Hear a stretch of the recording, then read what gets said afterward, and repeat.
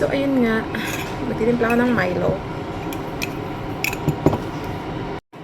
So, ang aking biniling pagkain habang nilit natin yung tubig ay rice again. Tsaka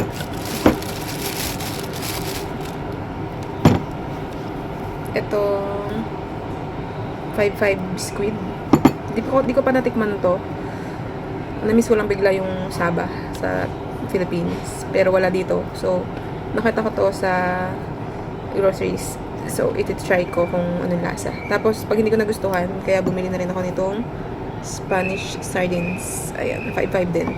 Minsan wala akong tiwala sa 5-5 tuna kasi minsan yung adobo nila na tuna. Yung adobo nila. Ay, adobo, hindi pala. Yung barbecue. Wala, hindi siya lasang barbecue. Pero amoy usok. Ay, ganun ba? Ilatag muna natin ang rice. Yung rice nga pala is 50 cents. Sa Philippine peso is 20 plus. So, ayan. Ang technique, para hindi ka magutom, para mabili mo yung gusto mong kainin, kailangan huwag ka mag-convert. Ayan. Kasi pag lagi ka nagko-convert, maiisip mo na palagi na mahal. So, parang ayaw mo na lang bumili. So, isipin mo na lang na 50 cents is a 50 cents. Diba? Huwag na i-convert sa peso. So, ayan. Ayan. Wait lang. Wait natin yung mainit na tubig. Mainit na.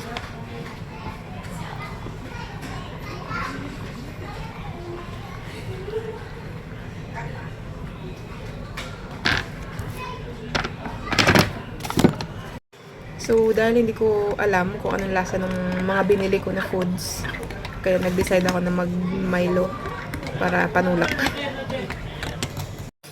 Try na natin tong squid. Kapili ko ng kapipili. Kasi yung isang una ko nadampot, may kalawang. So, pinalitan ko. Tapos yung napili ko, tingnan mo, pingkot. Sa English dent. Ganun. So, ayan. Sabi kasi nung superior ko sa Epson dati. Actually, hindi naman siya superior. Parang trainer namin sa Fire Brigade. Oo. Parang Saba din. Ayun buo-buo din yung squid. Sana masarap. So, ayun na nga. Sabi nung ko kasi doon, nung superior namin sa Epson, dun sa Fire Brigade, sabi, nagtrabaho yata siya sa gawaan ng dilata. At pagka pipili ka daw, especially pang-stock sa mga sa mga bagyo, ganyan. Kasi yung pang-stock na pagkain, wag daw yung easy open. Kasi daw yung easy open, once daw na malaglag siya, parang sa company, nung gawaan nito, once na malaglag siya, na siya kagad, NG na siya kagad, hindi na siya dapat ibenta. So, pag nakakita ko nung kumpit na ganito, tingkot sa amin. Pag nakakita ko nung may dent na ganyan, parang naisip ko na nahulog na to. So, hindi na to safe kainin. Pero wala akong magagawa. Ito yung nabili ko. So, ayun na nga. Nakita nyo, buo yung kunin natin. Uy, tikman mo natin yung sabaw. Okay naman. Parang kalasa talaga na siya ng Saba. So, yung laman niya, papakita ko sa inyo. Ayan. Feeling ko may bago na naman akong favorite na na foods. Hindi siya buo, pero malaking hiwa siya. Generous amount. Sige, try muna natin ito muna. So happy. Ngayon lang ako na makakakain ulit nito. Hindi ko alam kung saan ko narinig yung Saba na pagkain kahapon. Sabi, bigla ko siya naisip. Tapos nag-try ako maghanap ngayon.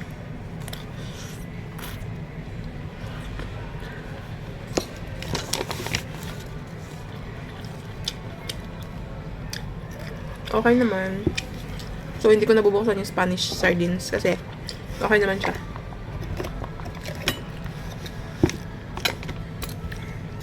Hindi siya kasing lasa nung tapos medyo maanghang siya. Since nakasulat naman sa kanya yung chili.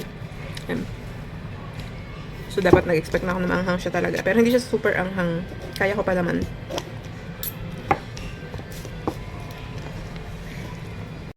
So, ang target ko kanina, pagpunta ko ng groceries, ang target ko talaga na bibilihin is ramen. I mean, ramyun. Kasi yung cup noodles ko dito, parang yata siya, local brand yata siya dito. So, bala kang tumingin ng parang Korean ramyun Pero, wala akong makitang Jin ramyun na ano lang, ano ba yung tawag doon? Hindi yung spicy. Ayoko ng spicy. Hindi ko kaya yun. Ano lang siya, mild. Wala akong makita. Tapos next kong naisip, pumunta sa ano. Although alam kong walang pork in beans dahil walang pork dito.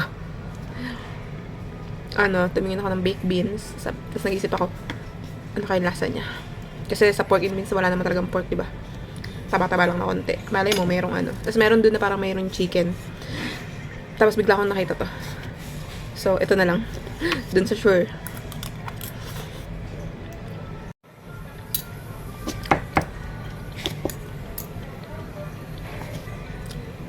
Gusto ko sana yung katulad dun sa Saba, yung maliliit siya. Pero buo yung squid. Tapos may laman sa ano, may laman yung chan.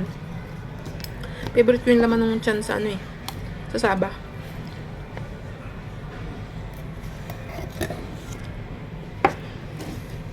Hindi ko alam kung may nagtitinda dito. Basta favorite ko yun.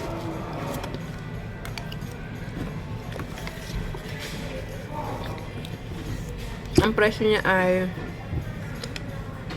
$1.40. May resibo pala ako. Kasi kanina, hinulog ko na din yung mga resibo ko dun sa Dropbox. Kasi, yung receipt dito, until April 3, pwede ka sumali sa raffle. Kada receipt mo, kahit pa 50 cents lang yung binili mo, meron kang raffle entry. Hindi ka tulad sa atin, kailangan makabili ka ng 500 pesos worth para magkaroon ka ng raffle entry. Dito, kahit magkano, kasali ka. So, ang dami ko naipon kanina. Siguro mga 10 yung hinulog ko. Pinagsabay-sabay ko na. Nahihiya kasi ako magsulat dun sa, sa harap ng Dropbox mismo. So, dito ko na lang, inipon ko na lang. Tapos, dito ko sinusulat. Tapos, isang hulugan ko na lang. Ang presyo nito ay, tama ako, $1.40. $1.40.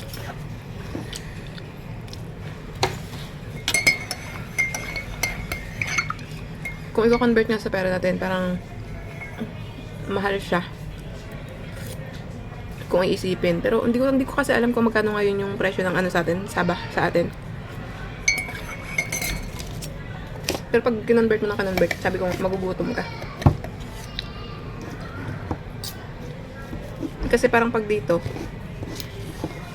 yung $10 mo, parang sa atin 400 plus. Yung $10 mo, pwede mo na siyang paabutin na 1 linggo. Pag nasikat ka pa araw-araw, may sukli pa yun, $10 mo. Ay, hindi pala. Kasi 2 times katulad ko, 2 times pala ako kumakain. Hindi pala kasi yung $10.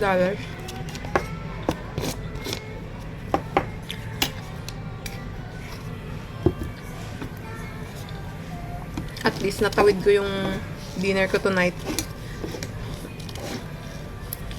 Hindi ko alam kung kailan ko ito uulitin. Pero at least, na-try ko na okay naman siya. Ayan. 555 squid. Meron na ba sa atin?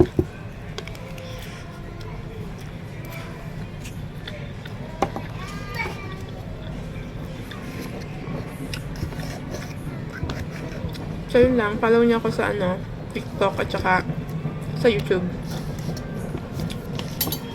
Ayan. Sa YouTube, ko, Jen Chronica Vlogs. Ayan. Subscribe my channel. So, yun lang. Bukas ulit. Bye!